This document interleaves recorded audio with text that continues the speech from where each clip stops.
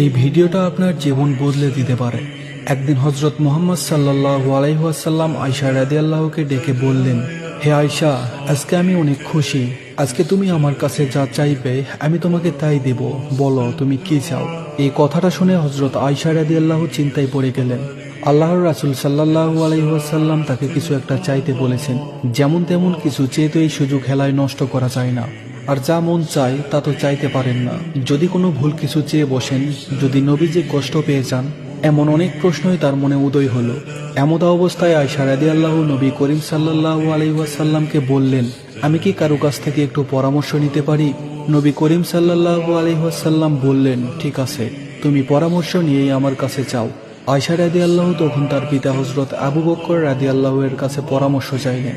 আবু বকর রাদিয়াল্লাহু বললেন, যখন কিছু চাইবেই তাহলে তুমি মুহাম্মদ সাল্লাল্লাহু আলাইহি ওয়াসাল্লামের কাছে মেরাজের রাতের এমন কোনো গোপন বিষয় জানতে চাও যা আল্লাহ পাক রাব্বুল আলামিন তার রাসূল সাল্লাল্লাহু আলাইহি ওয়াসাল্লামকে বলেছেন, কিন্তু তিনি সে কথা কাউকে বলেননি। হযরত আবু বকর রাদিয়াল্লাহু আয়েশা রাদিয়াল্লাহুকে এই পরামর্শ দিয়ে বললেন, তুমি আমাকে কথা দাও, নবী করিম সাল্লাল্লাহু আলাইহি ওয়াসাল্লাম যা বলবেন তা সর্বপ্রথম তুমি আমাকেই জানাবে।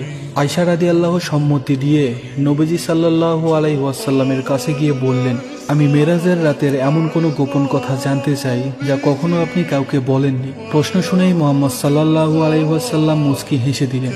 একটু রসিকতা করে বললেন, গোপন কথা বলে দিলে আর গোপন থাকে কি করে? আর বললেন, এই কথা জিজ্ঞেস করার পরামর্শ তোমাকে কে দিয়েছে? নিশ্চয় আবু বকর, কেননা একমাত্র আবু বকরই পারেন এমন বিচক্ষণ প্রশ্ন করতে।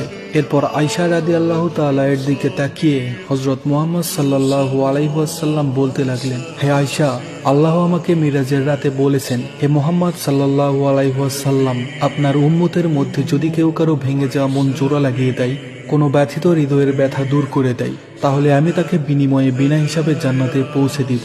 সুবহানাল্লাহি ওয়া বিহামদিহি। এই কথা শুনে আয়েশা রাদিয়াল্লাহু তাআলা অত্যন্ত খুশি হলেন। ছুটে গেলেন তার বাবার কাছে।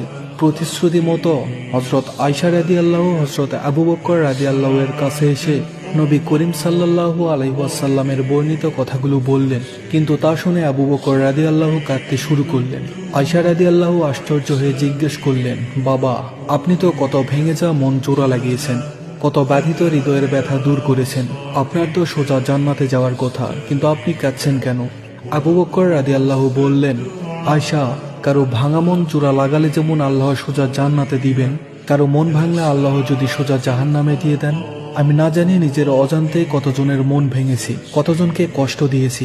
এর জন্য যদি আল্লাহ আমাকে জাহান্নামে দিয়ে দেন তখন আমার কি হবে, সেই ভয়ে আমি কাঁদছি।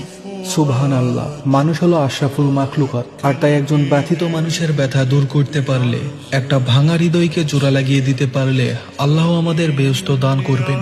আর এর বিপরীত হলে আমাদেরকে জ্বলতে হবে হয়তো জাহান্নামের আগুনে। আল্লাহ আমাদের সবাইকে রক্ষা করুন, আমিন।